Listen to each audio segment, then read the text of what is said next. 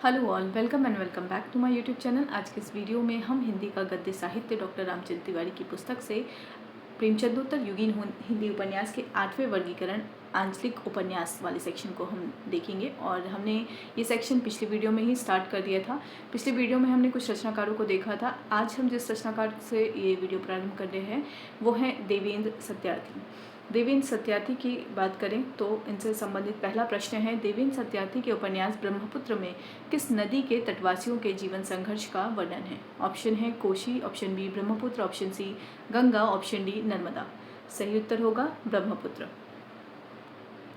अगला प्रश्न है, अगले रचनाकार को देखने से पहले हम तथ्य देख लेते हैं। देवेंद्र सत्यार्थी ने ब्रह्मपुत्र में ब्रह्मपुत्र नदी के तटवासियों के जीवन संघर्ष को उनकी समस्त आंचलिक विशेषताओं के साथ साकार कर दिया है। तो देवेंद्र सत्यार्थी के विषय में पुस्तक में इतनी ही जानकारी थी और मैंने इसको इसी रूप में आपके सामने रख दिया है। ठीक है। अगले रचनाकार हैं उदय शंकर भट्ट और इनका समय है 1898 से 1966। ठीक है। तो उदय शंकर भट्ट से संबंधित प्रश्न है, उदय शंकर भट्ट के उपन्यास सागर, लहरें और मनुष्य में कहाँ के मछुआरों की गाथा है? ऑप्शन ए बम्बई के समीपवर्ती बरसोवा गांव की, ऑप्शन बी कलकत्ता के सुंदरवन की, ऑप्शन सी केरल के तटीय गांव की, ऑप्शन डी उड़ीसा के पुरी तट की। सही उत्तर होगा बम्बई के समीपवर्ती बरसोवा गांव की। संबंधित तथ्य देख लेते हैं। उदय शंकर भट्ट ने सागर, लहरें और मनुष्य में बम्बई के समीपवर्ती बरसोवा गांव के मछुआरों की जीवन गाथा लिखी है। अगला प्रश्न है, उदय शंकर भट्ट का कौन सा उपन्यास ग्रामीण जीवन पर नई सभ्यता के दुष्प्रभाव को रेखांकित करता है? प्रश्न का ऑप्शन है सागर, लहरें और मनुष्य, ऑप्शन बी लोक परलोक, ऑप्शन सी मैला आंचल, ऑप्शन डी ब्रह्मपुत्र। उदय शंकर भट्ट का कौन सा उपन्यास ग्रामीण जीवन पर नई सभ्यता के दुष्प्रभाव को रेखांकित करता है? सही उत्तर हो जाएगा लोक परलोक। संबंधित तथ्य है, इनके दूसरे उपन्यास लोक परलोक में ग्रामीण जीवन पर नई सभ्यता के दुष्प्रभाव को रेखांकित किया गया है। अगले जो रचनाकार हैं वो हैं रांगे राघव। इनका समय है 1923 से 1962। इनसे संबंधित पहला प्रश्न है, रांगे राघव के प्रसिद्ध उपन्यास कब तक पुकारूं में किनके जीवन का यथार्थ चित्रण है? ऑप्शन ए राजस्थान के नटों का, ऑप्शन बी बस्तर के गोंडों का, ऑप्शन सी मिथिला के किसानों का, ऑप्शन डी बंगाली शरणार्थियों का।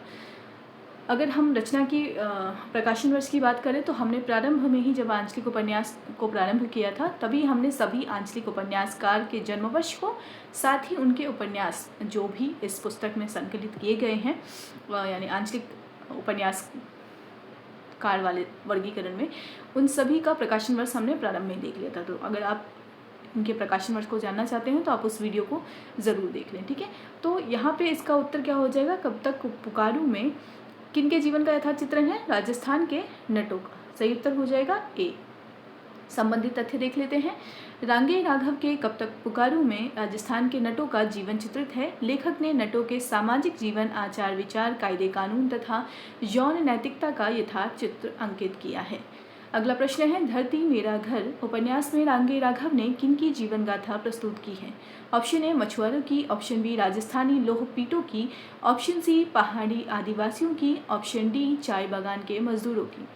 सही उत्तर हो जाएगा राजस्थानी लोहपीटों की इसमें जीवन गाथा प्रस्तुत की गई है। धरती मेरा घर यह उपन्यास भी रांगे राघव का उपन्यास है। संबंधित तथ्य देख लेते हैं। अपने एक दूसरे उपन्यास धरती मेरा घर, ठीक है, यह उपन्यास भी रांगे राघव का है। इसमें आपने राजस्थानी लोहपीटों की जीवन गाथा प्रस्तुत की है। इन उपन्यासों में लेखक का स्वर मानवतावादी है। उसने पूरी सहानुभूति के साथ इन पिछड़े हुए इंसानों को इंसान के रूप में सामने लाने की कोशिश की है। अगले रचनाकार हैं राजेंद्र अवस्थी। इनका समय 1930 से 2009 है। संबंधित प्रश्न है, राजेंद्र अवस्थी के किस उपन्यास पर फणीश्वरनाथ रेणु के मैला आंचल का प्रभाव स्पष्ट दिखाई देता है? ऑप्शन ए जंगल के फूल, ऑप्शन बी जाने कितनी आंखें, ऑप्शन सी सूरज किरण की छाँव, ऑप्शन डी उतरते ज्वार। सही उत्तर होगा बी जाने कितनी आंखें।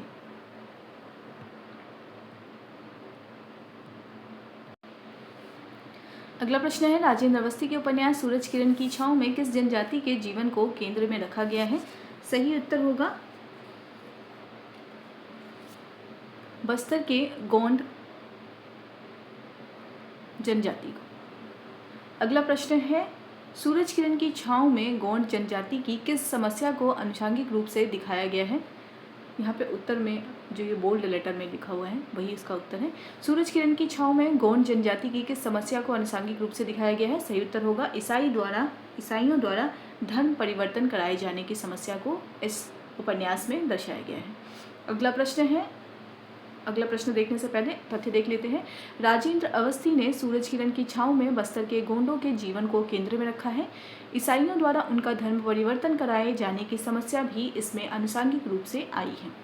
अगला प्रश्न है, बस्तर के घोटुल जीवन और वहाँ की आदिम संस्कृति का चित्रण राजेंद्र अवस्थी के किस उपन्यास में मिलता है? ऑप्शन इसका सही होगा जंगल के फूल में।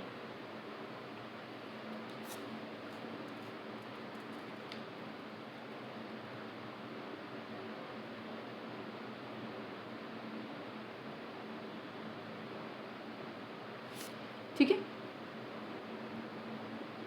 संबंधित तथ्य देख लेते हैं। जंगल के फूल में भी यानी ये उपन्यास है, इसमें भी बस्तर के, यहाँ बिस्तर लिखा हुआ है और इस पुस्तक में भी बिस्तर ही लिखा हुआ है। ठीक है, तो बस्तर के गोंडों की ही कहानी कही गई है। वस्तुतः यह गोंड जाति आज भी आधुनिक सभ्यता से अलग अपने वनों, घाटियों, नदी नालों, पशु पक्षियों, देवी देवताओं तथा रूढ़ियों और संस्कारों से जुड़ी हुई आदिम संस्कृति में ही जी रही है। लेखक का मूल उद्देश्य बस्तर के घोटुल जीवन, वहाँ की संस्कृति, वहाँ के निवासियों के रीति रिवाज और उनके जीवन के समग्र चित्र को सामने रखना है। निश्चय ही वह अपने उद्देश्य में सफल हुआ है। अगला प्रश्न है, जाने कितनी आंखें उपन्यास में बुंदेलखंड के किस गांव की कहानी कही गई है? ऑप्शन में है पांडेपुरवा, ऑप्शन बी वीजा डॉडी, option C Kareta, option D Shivpalganj. सही उत्तर होगा बी वीजा डॉडी। बुंदेलखंड के वीजा डॉडी गांव की कहानी इसमें कही गई है। अगला प्रश्न है, जाने कितनी आंखें में किस घटना को जापान पर गिरे एटम बम के समान बताया गया है? ऑप्शन ए अकाल पड़ना, ऑप्शन बी ब्राह्मण कन्या सुवेगा का कुर्मी युवक कमलापति के साथ भागना, ऑप्शन सी जमींदारी का अंत होना, ऑप्शन डी द्वितीय विश्व युद्ध की शुरुआत होना। जाने कितनी आंखें में किस घटना को जापान पर गिरे एटम बम के समान बड़ा बताया है? सही उत्तर क्या होगा?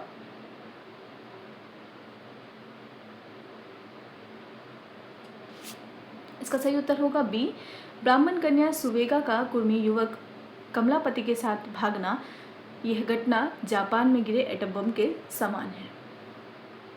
संबंधित तथ्य देख लेते हैं।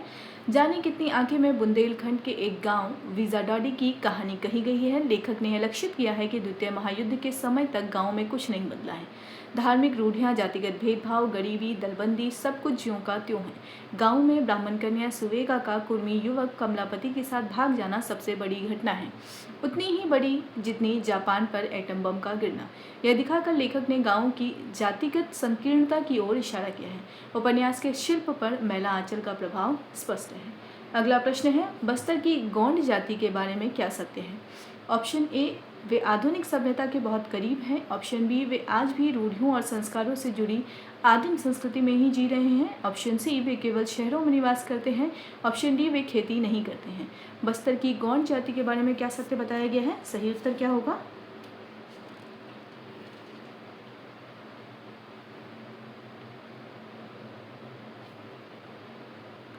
सही उत्तर होगा बी वे आज भी रूढ़ियों और संस्कारों से जुड़ी आदिम संस्कृति में ही जी रहे हैं। अगले रचनाकार हैं बलभद्र ठाकुर। इनका समय है 1918। इनसे संबंधित प्रश्न अगर हम देखें, बलभद्र ठाकुर ने मुख्य रूप से किस भौगोलिक क्षेत्र के लोक जीवन पर उपन्यास लिखे हैं? ऑप्शन इसका सही उत्तर क्या होगा? सही उत्तर होगा हिमालय के लोक जीवन, यानी बी जो ऑप्शन बोल्ड में है यही इसका उत्तर है। अगला प्रश्न है, बलभद्र ठाकुर ने उपन्यास नेपाल की वो बेटी में कहाँ के निवासियों का जीवन चित्रित किया है? सही उत्तर होगा नेपाल। अगला प्रश्न है 8वां है, लहरों की छाती पर उपन्यास के लेखक बलभद्र ठाकुर इसमें कहाँ का चित्रण करते हैं? ऑप्शन ए कुल्लू घाटी, option B Andaman Nicobar, option C Bastar के जंगल, ऑप्शन डी कोशी तट। लहरों की छाती पर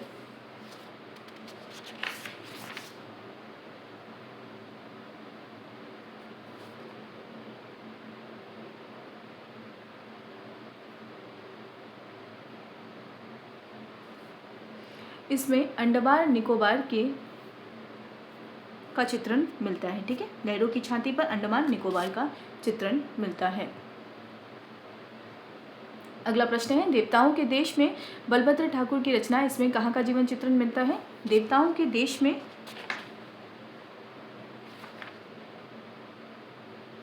सही उत्तर होगा कुल्लू। अगला प्रश्न है, बलभद्र ठाकुर का उपन्यास मुक्तावली किस क्षेत्र पर आधारित है? सही उत्तर होगा मणिपुर। संबंधित तथ्य देख लेते हैं। बलभद्र ठाकुर ने हिमालय के लोक जीवन को केंद्र में रखकर कई उपन्यास लिखे हैं। उनके उपन्यासों में मुक्तावली, नेपाल की वो बेटी, देवताओं के देश में, घने और बने, लहरों की छाती पर ये उपन्यास हैं। और इन सभी उपन्यासों में क्रमशः मुक्तावली में मणिपुर का चित्रण है, नेपाल की वो बेटी में नेपाल का चित्रण है, देवताओं के देश में कुल्लू का चित्रण है, घने और बने में अंडमान निकोबार और लहरों की छाती में भी अंडमान और निकोबार का जीवन चित्रित है। ठीक है, श्री ठाकुर ने उपर्युक्त अंचलों के जीवन को नज़दीक से देखा है और प्रत्यक्ष अनुभव के आधार पर उसका वास्तविक चित्र अंकित किया है। अगले रचनाकार हैं रामदरस मिश्र, इनका समय है 1924। अगला जो प्रश्न है, रामदरस मिश्र के किस उपन्यास को गोरखपुर जिले के पांडेपुरवा गांव को केंद्र में रखकर लिखा गया है? ऑप्शन ए जल टूटता हुआ, ऑप्शन बी प्राणी के प्राचीर, ऑप्शन सी कोहबर की शर्त, ऑप्शन डी अलग अलग वैतरणी। रामदरस मिश्र का वह उपन्यास जो गोरखपुर के जिले पांडेपुरवा गांव को केंद्र में रखकर लिखा गया है, वो है पानी के प्राचीर। संबंधित तथ्य देख लेते हैं। रामदरस मिश्र की गणना भी आंचलिक उपन्यासकारों में की जाती है। यद्यपि उन्हें मात्र आंचलिक कहने में संतोष नहीं होता। मिश्र जी के 2 उपन्यास हैं, पानी के प्राचीर और जल टूटता हुआ। ठीक है, यहाँ जड़ हो गए हैं, वो होगा जल टूटता हुआ। ठीक है, को विशेष रूप से आंचलिक माना जाता है।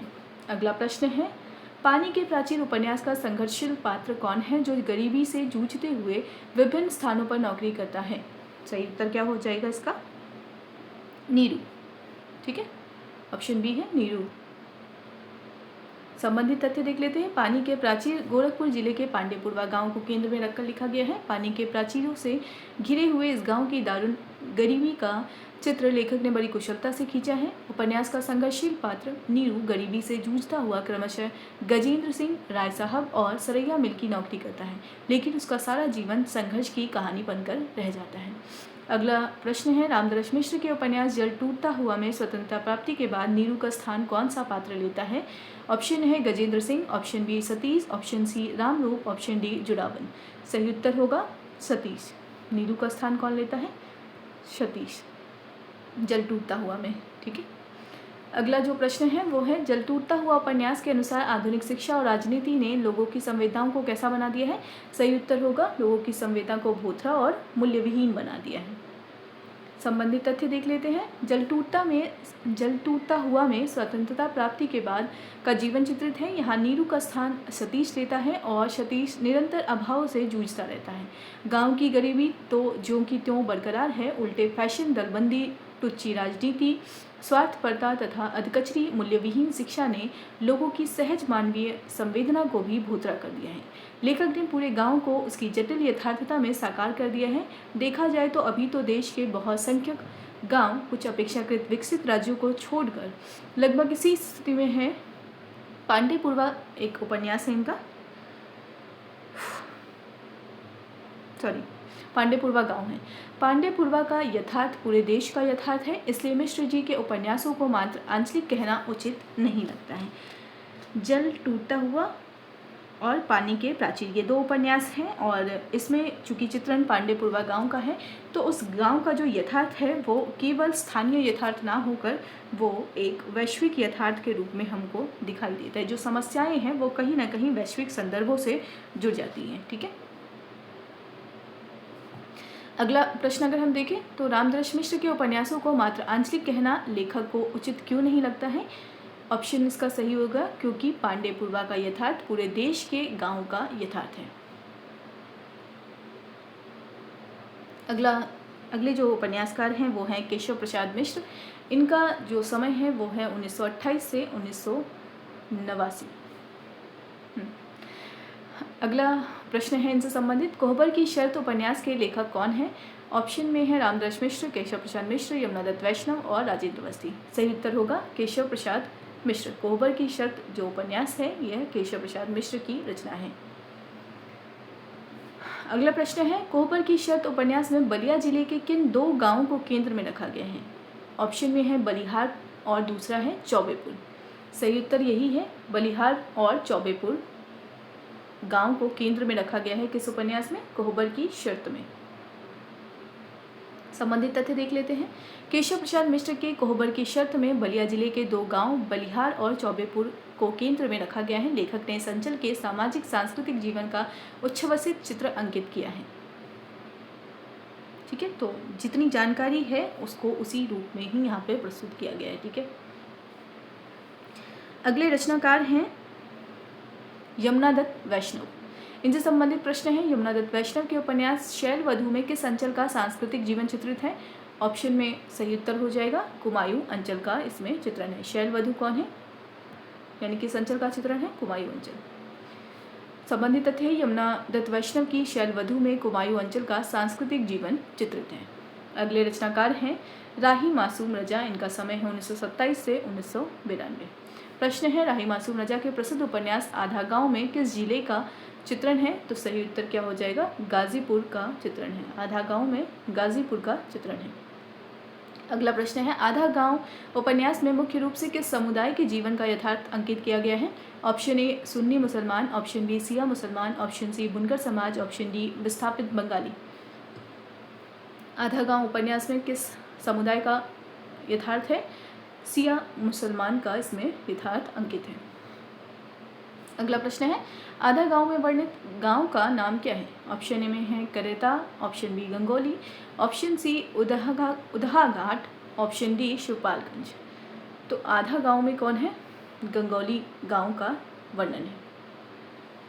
अगला प्रश्न है, आधा गांव उपन्यास में किन वैश्विक घटनाओं का प्रभाव दिखाया गया है? ऑप्शन ए प्रथम विश्व युद्ध, ऑप्शन बी द्वितीय विश्व युद्ध और देश विभाजन, ऑप्शन सी रूसी क्रांति, ऑप्शन डी फ्रांसीसी क्रांति।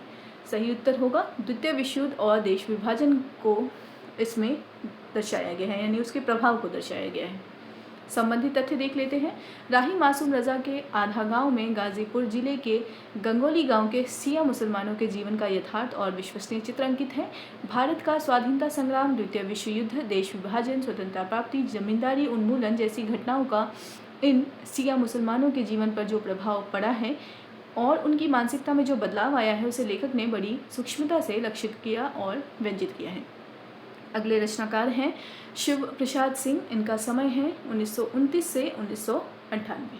प्रश्न है, शिव प्रसाद सिंह के उपन्यास अलग अलग वैतरणी, जिसका प्रकाशन वर्ष है 1967, इसका केंद्रीय गांव कौन सा है? ऑप्शन में है गंगोली, करेता, मेरीगंज, मेरलाड़ी। अलग अलग वैतरणी में करेता गांव का चित्रण है। अगला प्रश्न है, अलग अलग वैतरणी में किस ऐतिहासिक घटना के बाद गांवों में आने वाले बदलावों को दिखाया गया है? ऑप्शन है जमींदारी उन्मूलन, ऑप्शन बी भारत पाक युद्ध, ऑप्शन सी आपातकाल, ऑप्शन डी चंपारण सत्याग्रह। सही उत्तर होगा जमींदारी उन्मूलन को इसमें दर्शाया गया है। अगला प्रश्न है, अलग अलग वैतरणी का वह कौन सा पात्र है जो अंत तक गांव में टिका रहता है जबकि अन्य मूल्यवादी पात्र गांव छोड़ देते हैं? अंत तक गांव में टिका रहने वाला पात्र है जग्गन मिश्र। संबंधित तथ्य देख लेते हैं। शिवप्रसाद सिंह के अलग अलग वैतरणी प्रकाशन वर्ष 1967 में स्वतंत्रता प्राप्ति के बाद गांवों में आने वाले बदलाव का बड़ा ही संश्लिष्ट चित्र खींचा गया है। कथा के केंद्र में करेता गांव है। वस्तुतः यह गांव आधुनिक भारत के सभी गांवों का प्रतिनिधित्व करता है। जमींदारी उन्मूलन के बाद गांवों के जीवन में बदलाव आना स्वाभाविक था, लेकिन यह बदलाव पुराने मूल्यों को तोड़कर एक तरह की रिक्तता छोड़ जाता है। नए मूल्य उस रिक्तता को भर नहीं पाते। ऐसा नहीं है कि गांव में मूल्य दृष्टि वाले पात्रों का नितांत अभाव हो। जगन मिसिर गांव के खाते पीते किसान हैं, शशिकांत मास्टर हैं, देवनाथ डॉक्टर हैं, खलील मियाँ किसान हैं, विपिन जमींदार का बेटा है, स्वरूप भगत मजदूर हैं, पटनिया भाभी और कन्या दोनों सताई हुई स्त्रियां हैं। ये सभी पात्र मूल्यवादी हैं, किंतु जगन मिसिर को छोड़कर से सभी गांव छोड़ जाते हैं। क्रूर, लंपट, सत्ताप्रिय, शोषक, चरित्रहीन, अवसरवादी पात्रों के सामने यह अपने को असहाय अनुभव करते हैं। उपन्यास में आज के गाँव का जीवन यथार्थ अपनी कुरूपता में साकार हो उठा है। मानवीय संवेदना और मूल्य दृष्टि के बिखरे हुए बिंदुओं को संगठित करके नए जीवन का संचार करने वाला कोई पात्र उपन्यास में उभर कर सामने नहीं आता। अगला प्रश्न है, शिवप्रसाद सिंह के उपन्यास शैलूस में किसके जीवन संघर्ष को उभारा गया है? ऑप्शन ए मछुआरों के, ऑप्शन बी नटों के, ऑप्शन सी जमींदारों के, ऑप्शन डी बुनकरों के। शिवप्रसाद सिंह के उपन्यास शैलूस, प्रकाशन वर्ष 1989। इसमें नटों यानी कबीलाई जीवन के संघर्ष को चित्रित किया गया है या उनकी समस्याओं को उभारा गया है। अगला प्रश्न इन्हीं से संबंधित है। लेखक के अनुसार नटों की उत्पत्ति किस प्राचीन कबीले से मानी हुई है? ऑप्शन में है हून कबीला, ऑप्शन बी शक कुशन कबीला, ऑप्शन सी बनाफर कबीला, ऑप्शन डी द्रविड़ कबीला।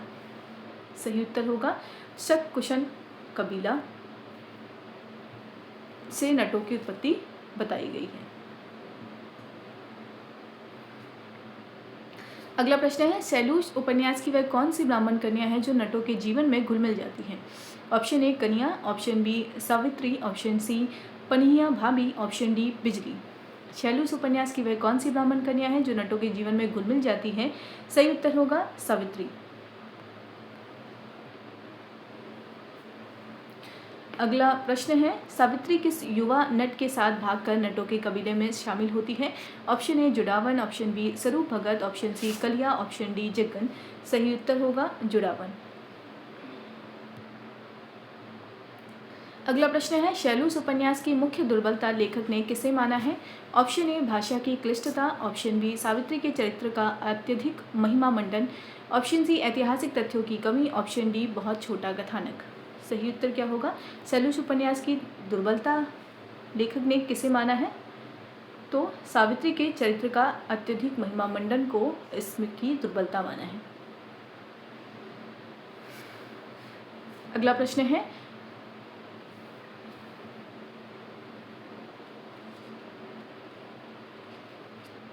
ठीक है, यहाँ पे जो लेखक जो शब्द यूज़ किया गया है वो इनके अर्थ में यूज़ किया गया है। रामचंद्र तिवारी के अर्थ में यह जो उपन्यास है वो दुर्बल इस अर्थ में हो गया है क्योंकि वहाँ पे सावित्री का जो चरित्र है शैलूस उपन्यास में उसका अत्यधिक महिमा मंडन किया गया है। ठीक है, तो इस रूप में रामचंद्र तिवारी को यह उपन्यास दुर्बल प्रतीत हो रहा है। ठीक है, अगला प्रश्न है, 13 शिवप्रसाद सिंह के अनुसार करैता गाँव किसका प्रतिनिधित्व करता है? ऑप्शन ए केवल उत्तर प्रदेश के गाँव का, ऑप्शन बी आधुनिक भारत के सभी गाँवों का, ऑप्शन सी केवल प्राचीन गाँव का, ऑप्शन डी शहरी बस्तियों का। सही उत्तर होगा आधुनिक भारत के सभी गाँवों का यह प्रतिनिधित्व करता है। अगला प्रश्न है, अलग अलग वैतरणी में पटनहिया, भाभी और कन्या किस प्रकार की पात्र हैं? तो हमने देखा ऑप्शन में भी यानी तथ्य में भी देखा था कि वो सताई हुई मूल्यवादी स्त्रियां हैं। अगला प्रश्न है, शैलूस उपन्यास के अनुसार शतकुशन कबीले हारने के बाद कहाँ छिप गए थे? ऑप्शन में है हिमालय के कुंदराओं में, ऑप्शन बी विंध्याचल की घाटियों में, ऑप्शन सी अरावली की पहाड़ियों में, ऑप्शन डी सुंदरवन के जंगलों में। सही उत्तर होगा विंध्याचल की घाटियों में शतकुशन कबीले हारने के बाद छुप गए थे। अगला प्रश्न है, काशी के प्रतापी क्षत्रप बनस्पर किस वंश या कबीले से संबंधित थे? ऑप्शन में है गुप्त, कुशन, मौर्य और पाल। सही उत्तर होगा कुशन। संबंधित तथ्य देख लेते हैं। शैलूस 1989 इसका समय है। इसमें कबीलाई जीवन व्यतीत करने वाले नटों के जीवन संघर्ष को भरा गया है। लेखक नटों की उत्पत्ति बनस्फर यानी बनाफर कबीले से ना मानकर शक कुशन कबीले से मानता है। उसका मत है कि जब चंद्रगुप्त द्वितीय ने काठियावाड़ से लेकर वाराणसी तक फैले हुए शक कुशन कबीलों को पराजित किया तो वे अपनी रक्षा के लिए विंध्याचल की घाटियों में छिप गए। काशी के प्रतापी क्षत्रप बनस्फर कुशन इसी कबीले से उत्पन्न हुए थे। ठीक है, तो विंध्याचल की घाटियों में छिप गए थे। काशी के प्रतापी क्षत्रप बनस्फर कुशन इसी कबीले में उत्पन्न हुए थे। वर्तमान नटों की उत्पत्ति बनस्फर कुशन के कबीले से ही हुई है। नटों के जीवन संघर्ष से गहरी सहानुभूति रखने के कारण लेखक ने उनके जीवन, आचार, विचार और संस्कृति का प्रामाणिक चित्र अंकित करने का प्रयत्न किया है। उपन्यास में नटों के संघर्ष की धुरी सावित्री एक ब्राह्मण कन्या है जो जुड़ावन नामक एक युवा नट के साथ भागकर उनके जीवन में घुल मिल जाती है। लेखक ने सावित्री के चरित्र को इतना महिमा मंडित कर दिया है कि वह सामान्य मानवीय धरातल से ऊपर उठ गई है। नटों के जीवन संघर्ष को वह अपने व्यक्तित्व से इतना आसान बना देती है कि वह अविश्वसनीय लगता है। इस दुर्बलता के बावजूद उपन्यास लोक संस्कृति के एक विशिष्ट आयाम को उजागर करने के कारण उल्लेखनीय और महत्वपूर्ण बन गया है। ठीक है,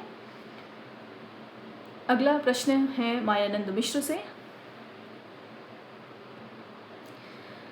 इनसे संबंधित प्रश्न है, मायानंद मिश्र के उपन्यास माटी के लोग सोने की नैया 1967 प्रकाशन वर्ष है। इसका परिवेश कहाँ का है? ऑप्शन है गंगा तट, कोशी तट या बंद क्षेत्र उधा घाट। ऑप्शन सी यमुना तट, ऑप्शन डी सरयू तट। सही उत्तर होगा कोशी तट बंद क्षेत्र उधा घाट से संबंधित परिवेश है इसका।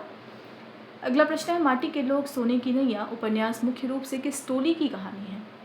ऑप्शन में है चमार टोली, मछुआ टोली, ब्राह्मण टोली, राजपूत टोली। सही उत्तर होगा मछुआ टोली।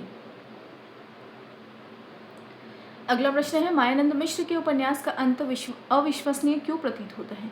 ऑप्शन ए क्योंकि नायक मर जाता है, ऑप्शन बी क्योंकि सरकारी योजनाओं से अचानक गांव का कायापलट दिखाया गया है, ऑप्शन सी क्योंकि अकाल पड़ जाता है, ऑप्शन डी क्योंकि पात्र पलायन कर जाते हैं। सही उत्तर क्या होगा? क्योंकि सरकारी योजनाओं से अचानक गांव का कायापलट दिखाया गया है, इसलिए यह उपन्यास अविश्वसनीय प्रतीत होता है। ठीक है, 1967।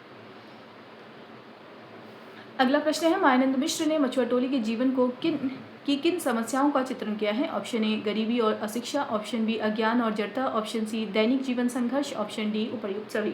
मायानंद मिश्र ने मछुआ टोली के जीवन की किन समस्याओं का चित्रण किया है? सही उत्तर होगा उपर्युक्त सभी, यानी गरीबी और अशिक्षा का भी, अज्ञान और जड़ता का भी, दैनिक जीवन संघर्ष का भी। मायानंद मिश्र का समय 1934 से 2013 था, हमने शायद ऊपर देखा नहीं था। ठीक है, 1934 से 2013 ये मायानंद मिश्र का समय है। संबंधित तथ्य देख लेते हैं। मायानंद मिश्र ने माटी के लोग सोने की नैया 1967 जिसका प्रकाशन वर्ष है, इसमें कोशी तटबंध क्षेत्र मुख्यतः उदहा घाट के उत्थान पतन से जुड़ी हुई मछुआ टोली की कहानी कही है। उपन्यास में मछुआ टोली के लोगों की गरीबी, अशिक्षा, अज्ञान, जड़ता, संकीर्णता और दैनिक जीवन संघर्ष का अच्छा चित्रण किया गया है। उपन्यास के अंत में सरकारी प्रयत्नों, योजनाबद्ध विकास, सहकारी खेती आदि से गांव का कायापलट हो जाता है। उपन्यास का यह अंत मछुआरों की मानसिकता को देखते हुए अविश्वसनीय प्रतीत होता है। एक सेकेंड, हाँ कोशी है, मुझे लगा मैंने काशी पढ़ दिया है। ठीक है,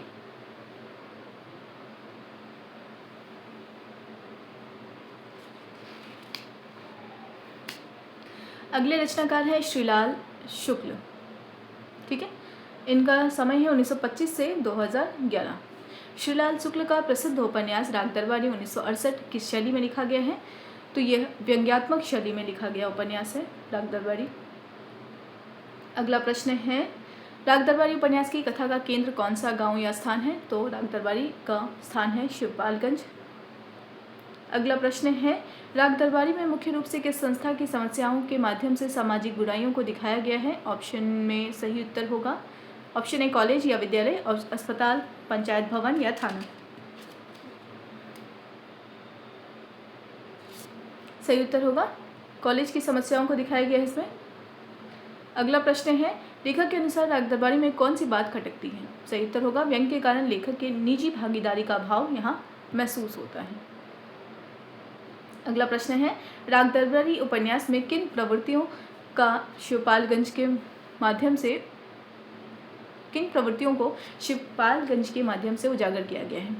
सही उत्तर होगा उपर्युक्त सभी, यानी स्वार्थ और मूल्यहीनता को भी दर्शाया गया है, अवसरवाद और कुत्सित राजनीति को भी दर्शाया गया है, छल प्रपंच और नैतिक गिरावट को भी इस उपन्यास में दर्शाया गया है। संबंधित तथ्य देख लेते हैं। श्रीलाल शुक्ल का राग दरबारी, जिसका प्रकाशन वर्ष 1968 है, एक विशिष्ट उपन्यास है। लेखक ने पूरा उपन्यास व्यंग्यात्मक शैली में लिखा है। कथा का केंद्र शिवपालगंज है, लेकिन यह कथा भारत के किसी गाँव की हो सकती है। मुख्य समस्या शिवपालगंज के कॉलेज की है, किंतु अन्य सारी समस्याएं स्वार्थ, मूल्यहीनता, अमानवीयता, अवसरवाद, छल प्रपंच, नैतिक गिरावट, कुत्सित राजनीति इसी के साथ जुड़ी हैं। गांव के आज के जीवन यथार्थ को उपन्यास में अच्छी तरह देखा जा सकता है। उपन्यास में एक ही बात खटकती है, लेखक ने घटनाओं, स्थितियों, पात्रों पर ऐसे कौन से व्यंग किया है कि लगता है कि इसमें कहीं भी उसकी निजी भागीदारी नहीं है। इसलिए यह पाठक को उत्तेजित नहीं करता, स्थितियों को बदलने के लिए उनके मन को उद्वेलित नहीं करता। ठीक है।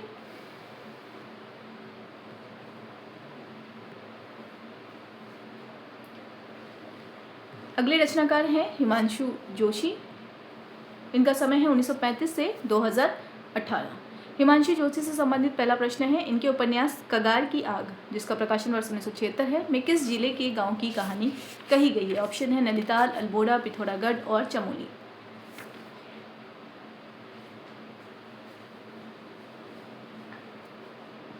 सही उत्तर होगा अल्मोड़ा। ठीक है।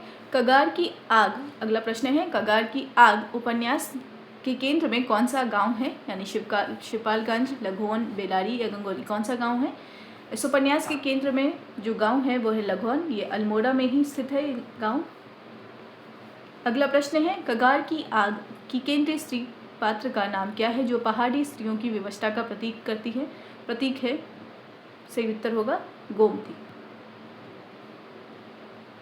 अगला प्रश्न है, गोमती के पति का क्या नाम था जिसकी हत्या कलिया द्वारा कर दी जाती है?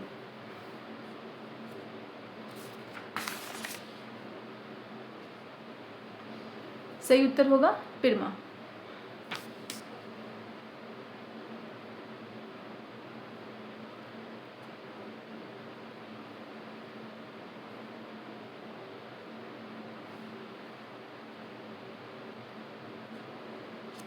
ठीक है, उसके पति का क्या नाम है? पिरमा। अगला प्रश्न है, कगार की आग उपन्यास के अंत में गोमती कौन सा रूप धारण कर कलिया को जला देती है? सही उत्तर होगा काल भैरवी का रूप धारण कर कलिया को जला देती है। अगला प्रश्न है, हिमांशु जोशी ने अपने उपन्यासों में किन गांवों की दयनीय स्थिति का मार्मिक चित्रण किया है? ऑप्शन ए, इसका सही उत्तर हो जाएगा पहाड़ी गांव। ठीक है, पहाड़ी गांव की दयनीय स्थिति का मार्मिक चित्रण किया गया है हिमांशु जोशी के उपन्यासों में। अगला प्रश्न है, हिमांशु जोशी के अनुसार विकास योजनाओं के बावजूद पहाड़ी क्षेत्रों में किसका धंधा धड़ल्ले से चल रहा है? सही उत्तर होगा कच्ची शराब का। अगला जो प्रश्न है उसको देखने से पहले हम तथ्य देख लेते हैं। हिमांशु जोशी ने पहाड़ी गांवों की दयनीय स्थिति का मार्मिक चित्रण किया है। इनके उपन्यास कगार की आग 1976 की विशेष चर्चा हुई है। इसमें अल्मोड़ा जिले के लघौन गांव की कहानी कही गई है। लेखक ने यह दिखाया है कि सरकार की सारी विकास योजनाओं के बावजूद गरीब पहाड़ियों के जीवन में कोई परिवर्तन नहीं हुआ है। असामाजिक तत्व आज भी स्त्रियों की इज्जत लूटते हैं, गरीबों का शोषण करते हैं, कच्ची शराब का धंधा करते हैं, पुलिस उनका ही साथ देती है। सबसे अधिक शोचनीय स्थिति स्त्रियों की है। उपन्यास के केंद्रीय पात्र गोमती की विवशता सारी स्त्रियों की विवशता है। कलिया, खुशालराम, तिरपनलाल सभी उसके रूप के प्यासे हैं। अंत में कलिया उसके पति पिरमा की हत्या कर देता है। गोमती काल भैरवी बनकर रात में उसको भी जला देती है और अपने बच्चों को लेकर अंधेरे में गुम हो जाती है। अभी भी पहाड़ी गांव रात के अंधेरे में ही जी रहे हैं। अगले रचनाकार हैं हरगुलाल, और हरगुलाल से हम नेक्स्ट वीडियो को शुरू करेंगे। फिलहाल हम इस वीडियो को यहीं पे एंड करते हैं, और वीडियो आपको कैसे लग रहे हैं वो आप कमेंट सेक्शन में ज़रूर बताइए। इससे होगा ये कि चीज़ें जो हैं वो ज़्यादा अच्छी तरीके से मैं और कवर कर पाऊँगी। ठीक है, तो एक मोटिवेशन के लिए वो चीज़ मुझे आप लोगों के साइड से चाहिए कि अगर आपको ये वीडियोज़ अच्छे लग रहे हैं तो प्लीज़ कमेंट सेक्शन में उसे ज़रूर बताइए। ठीक है, तो वीडियो को यहीं पर एंड करते हैं। वीडियो को एंड तक देखने के लिए थैंक यू सो मच।